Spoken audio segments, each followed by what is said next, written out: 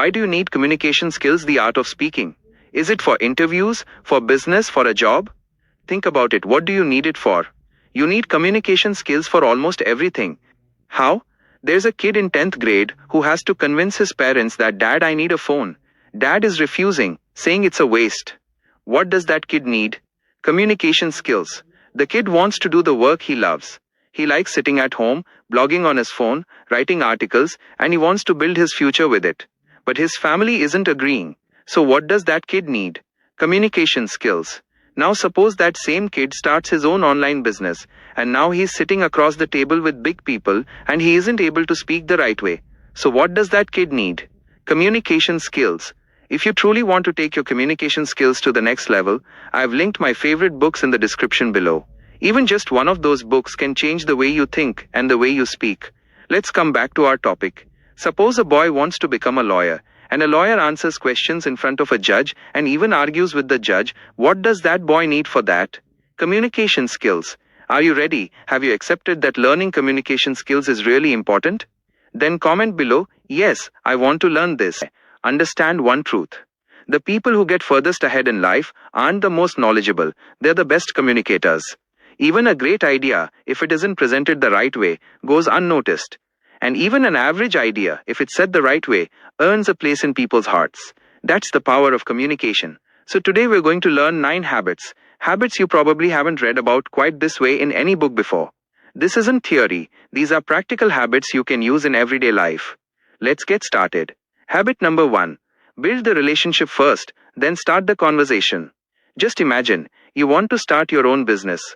You want to open a clothing store in the city, and you've heard about an expert who opened his own store and made a lot of money from it. You go straight to his office. You go right in and ask him, Hi, how did you open your store? How many years have you been doing this? Where do you source your clothes from? How much has it cost you so far? How much do you make a month? You dive straight into business questions. But your friend who came with you to the office, you left standing outside the gate and said, I'll go talk to him. You just wait here.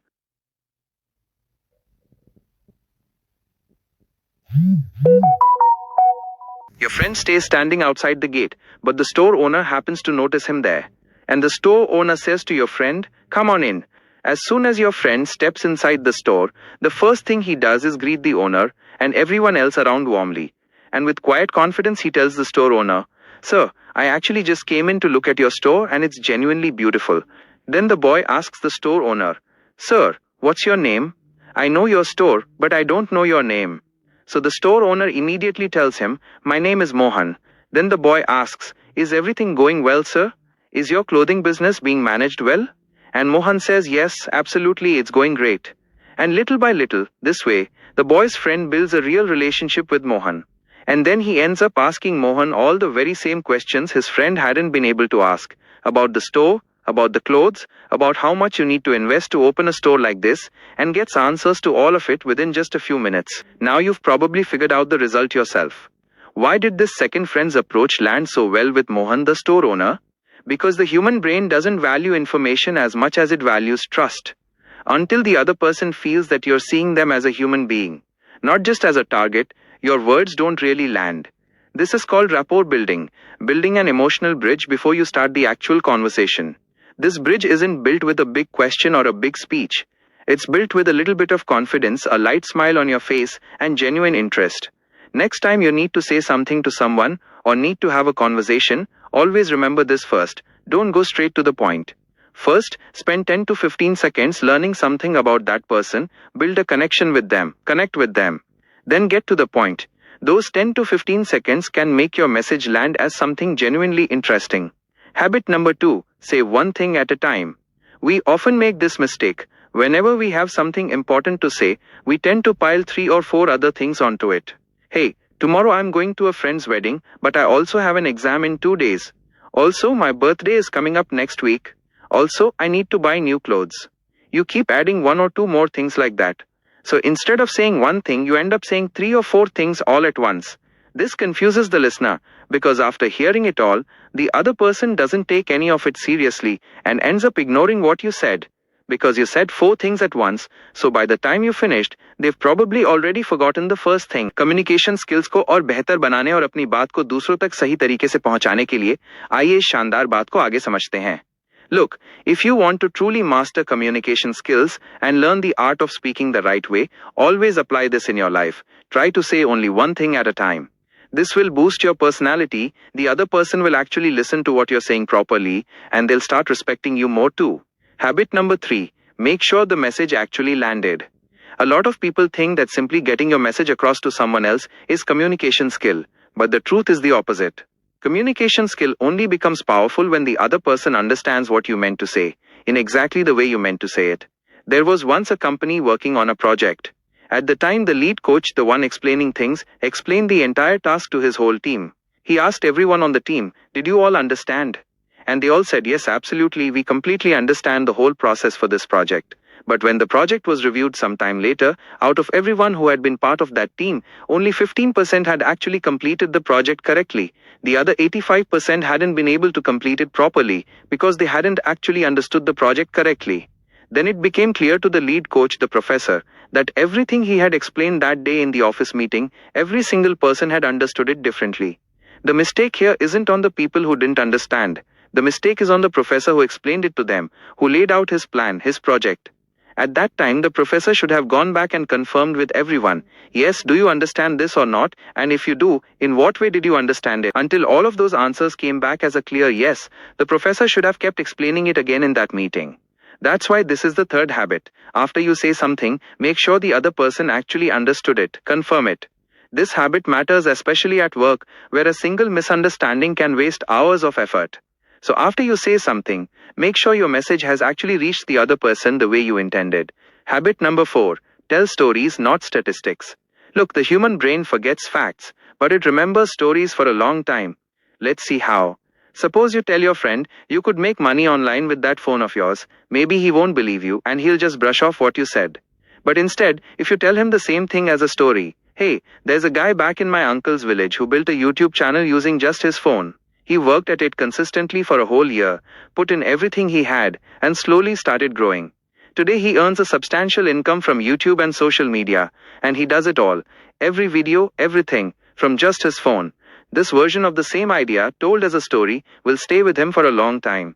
A story has a beginning, it has ups and downs, it has emotion woven into it, and the brain absorbs a story quickly, and that structure is what keeps a person engaged. Whenever you want to share something close to your heart, don't tell it as a fact. Tell it as a small incident, or as an example, or as your own experience, because something told as a story stays with the listener far longer. That's the difference that makes the world's greatest speakers into leaders and powerful communicators. So whenever you want someone to really understand something, explain it to them through a story, rather than through facts. Habit number 5. Recognize the right moment. Always remember this, even the right thing said at the wrong time loses its impact. That means, before you say something, you should first sense what kind of mood the other person is in. Are they under any stress right now? If you understand this one simple thing, people will actually listen to what you say, and it'll land with far more impact. Let's understand this with a practical example. Suppose your boss is preparing for an important meeting, or looks stressed. That's not the right moment to ask for time off or bring up a raise. But if you bring up the same request afterward, once the meeting is over and things have calmed down, you're far more likely to get a positive response. People with strong communication skills don't just think about what to say, they also think about the setting and the timing. They notice whether the other person is actually in a state to listen right now. If not, they wait, and by recognizing the right moment, they make their communication far more effective. And that patience can multiply the impact of what you say. That can make the other person uncomfortable and make it feel forced. Used at the right time, in the right amount, saying someone's name leaves a deep impression. Habit number 7. The right way to say something difficult. There are many things in life that might sting the other person if said the wrong way. But the same things, said the right way, can push someone to improve instead of making them upset. You might be wondering how exactly to say something difficult the right way. Let me explain with an example. Suppose there was a mistake in a project. Instead of scolding the person directly, the manager said, "Amit, your effort clearly shows in this project. If we just look a little more closely at this data section, the result will turn out even better." Now, after hearing this example, you've probably understood it yourself. Amit's mistake was pointed out in the right way, so he won't feel bad about it, and he'll also fix the mistake. That's why someone who truly knows how to communicate well knows how to say even the hardest things in a simple, gentle way. Don't forget to build this habit into your life too. Habit number 8. Learn to say no without guilt. Often you try to keep everyone happy, and that's really doing an injustice to yourself. This might not sound right to you, because you usually don't want to say no to anyone.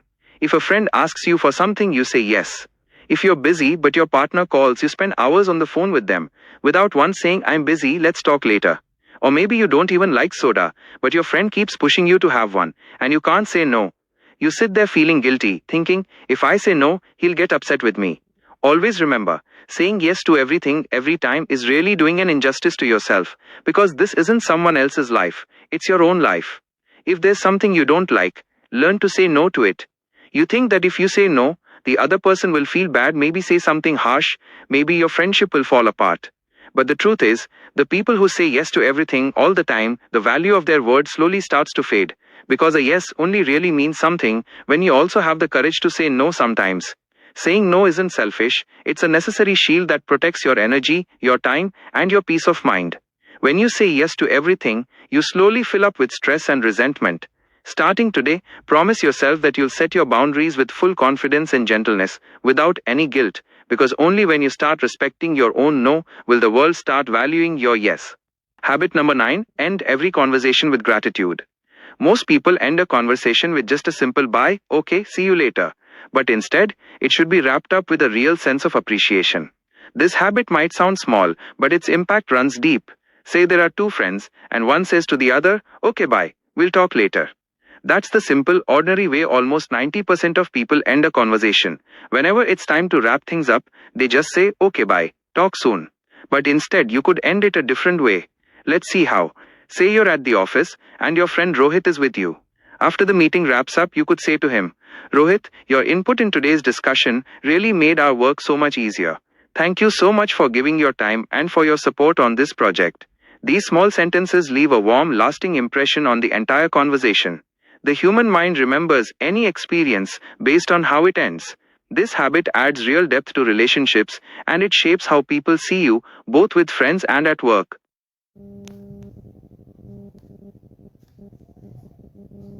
नमस्ते। आपकी यह script video को बहुत ही शानदार और प्रेरणादायक अंत देती है। इसे बिना किसी बदलाव के नीचे प्रस्तुत किया गया है, जिसके शुरू में 2-3 लाइनें हिंदी की जोड़ दी गई हैं। कम्युनिकेशन स्किल्स को बेहतर बनाने की इस खूबसूरत यात्रा को यहीं समाप्त करते हुए आइए इस आखिरी संदेश को समझते हैं। So, these were the 9 powerful habits that can turn anyone's ordinary conversations into something extraordinary and impactful. Remember, none of these habits can be mastered in a single day. It's like school. A kid doesn't finish an entire year's worth of learning in one day. They go little by little, every day, every month, and that's how the year gets completed. In the same way, if you apply these habits to your life little by little, the change won't happen overnight. But adopting one small habit every single day can transform who you are. If you enjoyed this video, please like and subscribe to this channel, and don't forget to share it with your friends. If you want to master communication skills, I've linked my top book recommendations in the description box below. Feel free to check them out. Everything I've shared with you here, the communication skills I've learned, and the books I read myself, those are the same books I've linked for you. I read these books myself, I study them, I understand them, and that's exactly how I've been able to build my own communication skills. So you can go ahead and check them out too.